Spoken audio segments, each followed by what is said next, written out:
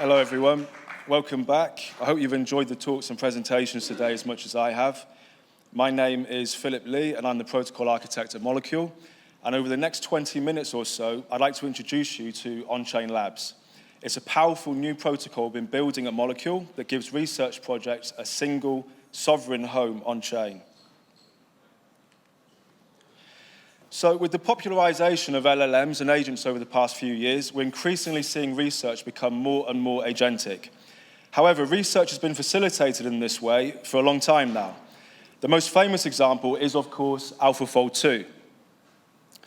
Developed in 2020, it was used to predict protein folding, and by 2024, it had earned its creators a Nobel Prize.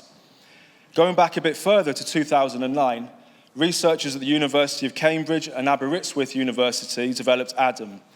It was the first AI capable of forming its own hypotheses, running its own experiments, and developing novel scientific knowledge. Going even further back, arguably to the beginning, we have Dendral, an AI that in 1965 was able to identify molecules based on mass spectrometry data. So there's a rich history of AI-augmented scientific research that spans over 60 years. And today, a major emergent advancement is the intersection of AI, research, and blockchain. So it's worth asking why research and AI would ever be combined with blockchain. And the answer comes down to four characteristics that exist at this intersection. The first is identity. A persistent on-chain identity gives a non-human actor something it's never really had before, a place for its reputation to accumulate, and a way for its discoveries to be made attributable and ownable. The second is data and provenance. Every action the agent takes can be time-stamped and immutable, and so there's a verifiable record of which agent did what and when. This means the outputs it produces can be checked independently rather than taken on faith. The third is coordination. Agents existing in disparate systems can transact with one another. They can exchange outputs and build on each other's work. The chain can act as a trustless coordination layer. And the fourth is funding. An agent's research can be financed directly on-chain without waiting on a grant cycle. Autonomous payments can flow from it. Using X402, the agent can pay for services using micropayments. For example, to access data, for computes, to run wet labs, all without the need for a human in the loop. However, given this is an emerging field, there are, of course, friction points. The first is trust. The moment you hand an autonomous actor access to funds, you're taking a risk. Without limits on what it can do, it can act far beyond the narrow remit it was given, which can be incredibly dangerous for the project. The misaligned value architecture is also a friction point. Science is iterative, a series of evolving experiments and discoveries that build upon each other. Current systems constrain project value to single hypotheses, and so data and history can become scattered. Thirdly is that transparency isn't always the answer. Putting something on chain usually means making it fully public, but a researcher with sensitive, unpublished, or commercially valuable work needs the opposite. It should be the owner and not the protocol that decides what is shown and what is kept hidden. So, given this information, what do we believe is the future at Molecule? We think as a single starting point, one place where a project's identity, its funds, its data, and its guardrails all coexist and evolve over the lifespan of the project. And the answer is on-chain labs. So what actually is an on-chain lab? It's a versatile new protocol we've built at Molecule, and you can think of it as a container for a research project. The lab is a smart wallet. It's controlled by an NFT, not a private key, and so whoever owns the lab NFT controls the account. The lab can hold any on-chain asset, including ERC20s, native tokens, and NFTs. The data associated with the project is anchored on-chain, such as the experimental data and the IP. Because the lab is an account, the lab itself can sign transactions and interact with other protocols all on its own. The lab is extensible through modules, and because a lab can hold a balance, it can carry an identity, and act on its own behalf, is agent-ready from day one. So the lab is the container of the project, but how does an on-chain lab model the actual practice of research? We know research seldom moves in a straight line. It's less of a single decisive bet, more of a breakthrough via accumulated understanding. A lab is designed to accommodate this. A single lab can hold multiple lines of inquiry under one persistent identity, which is the project itself. These inquiries can run in parallel and be executed either by agents, humans, or a hybrid. Multiple data sets and experiments can all coexist in the same program rather than in isolation. Any failed experiments or investigations become a valuable data point and a genuine contribution to the lab's progression, proof of what doesn't work. And so the lab is a living representation of the project state. Every data set and every result is historized with its full provenance, what was produced, by whom, and when, with the owner deciding whether the data is public or private. As I mentioned earlier, whoever owns the lab NFT controls the account. Throughout the life of the lab, the research project earns credibility through completed milestones, verifiable outcomes, and published papers. Traditionally, in on-chain systems, this accrues to whichever wallet made the claim. In on-chain labs, reputation accrues to the lab itself. Every transaction, every milestone, every action sits on the lab's own address, accumulating year after year. And a lab can hold an entire research project at any scale, from a single hypothesis to a multi-year program that ends in a marketable drug. The entire lifespan in one container. And when it comes to selling the project, an acquisition is a simple NFT transfer. So when the project is purchased, the entire reputation, its data, the lineage, the audit trail is transferred to the new owner. This is built quite deliberately for institutional buyers, organizations that conduct due diligence at scale, and for whom a self-contained package is a categorical improvement on the overhead of a traditional technology transfer. Now, I want to talk about how we are focused on and refined usability. The people on the team shouldn't need to be blockchain experts to use a lab. The chain should step back and the research should come forward. However, for the agents in a project, we should be able to impose limits and boundaries. The single biggest barrier to bringing a researcher on-chain has always been the first 5 minutes. On-chain labs removes this barrier via sponsored transactions. This means that the researcher doesn't need to know about or understand blockchain in order to create a lab. There are no seed phrases to write down and no instruction to go and buy ETH. Authentication follows the familiar patterns people already know from Web 2. We can also batch interactions together. This reduces the number of steps for users to create and interact with the lab. So the point is simple. The chain gets out of the way and the researcher is left to do the research. And we know that research projects often involve more than one person, and not everyone carries the same authority over what happens within it. On-chain labs offer scoped roles to facilitate this.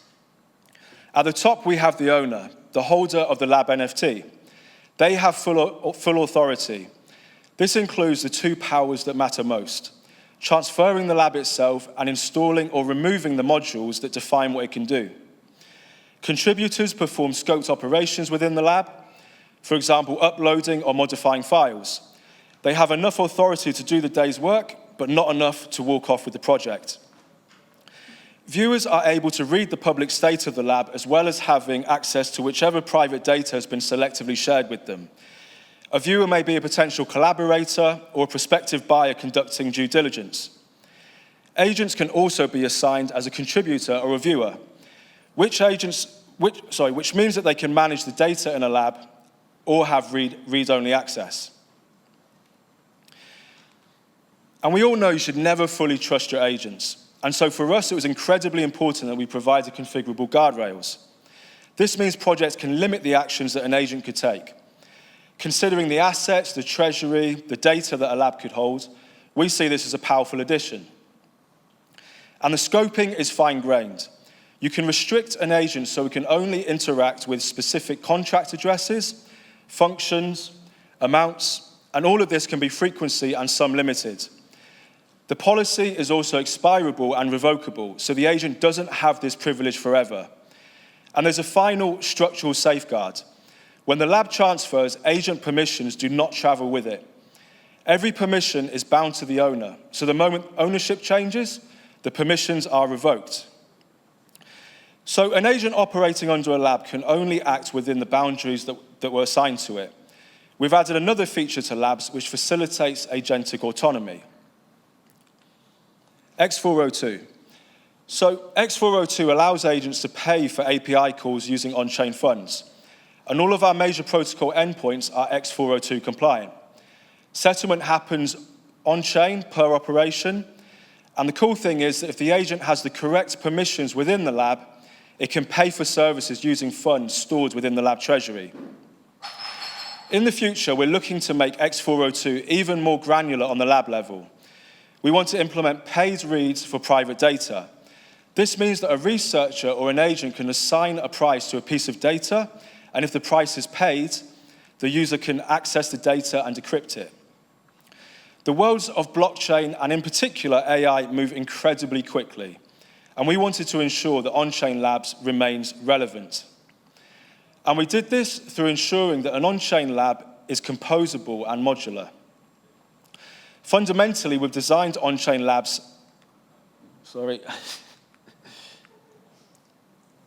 Fundamentally, we've designed on-chain labs to last.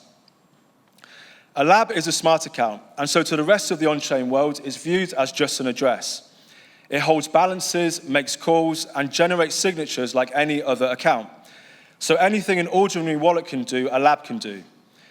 Therefore, a lab can interact with and leverage the possibilities of any on-chain protocol, including lending and automatic market makers in DeFi, attestation networks, and all of DeSci.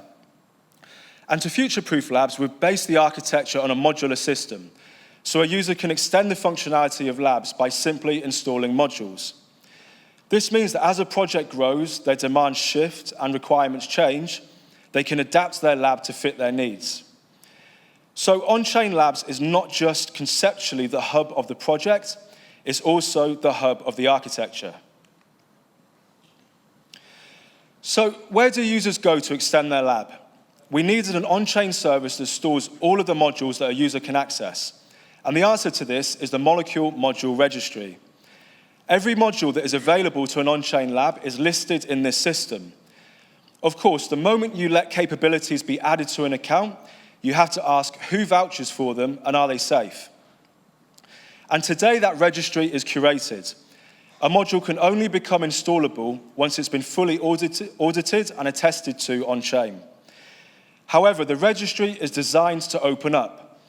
Over time, it will extend to the community so that third parties can build and register capabilities of their own. This provides a path from a curated catalog towards permissionless, community-built functionality.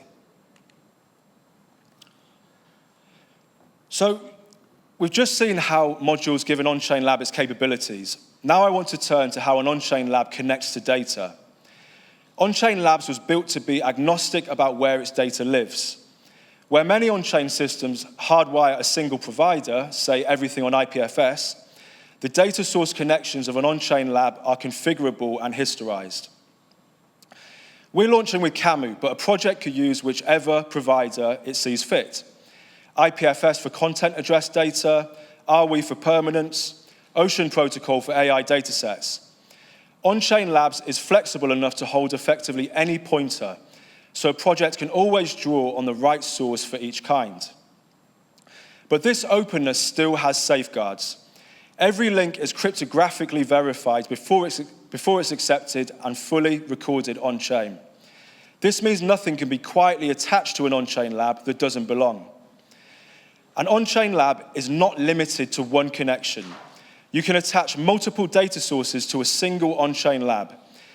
So this means that one account can hold a whole web of verified data.